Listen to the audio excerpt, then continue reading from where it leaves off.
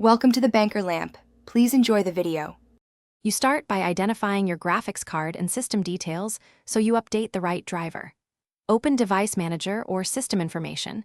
Note the exact GPU name and whether Windows is 64-bit. Once done, close high-memory apps and save ongoing work so the installation won't interrupt you. Make a restore point now. It's a quick safety net if something goes wrong. Knowing your OS build and GPU prevents mismatched installs, which can cause crashes or reduced performance. Next, go to the GPU maker's driver section and enter your model and OS. You want the exact match, so double-check.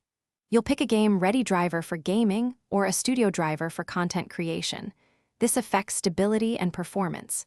Download the latest WHQL driver unless you need a specific older release.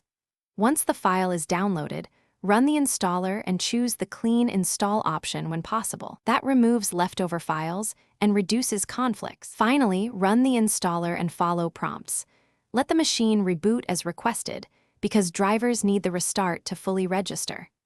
After reboot, open Device Manager or your GPU control panel to verify the driver version and test a simple workload, like a benchmark or game, to confirm stability.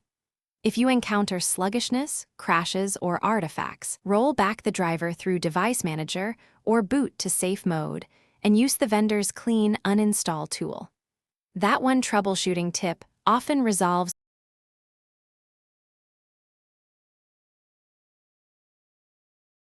Thanks for watching. If this was helpful, leave a like and consider subscribing. See you next time.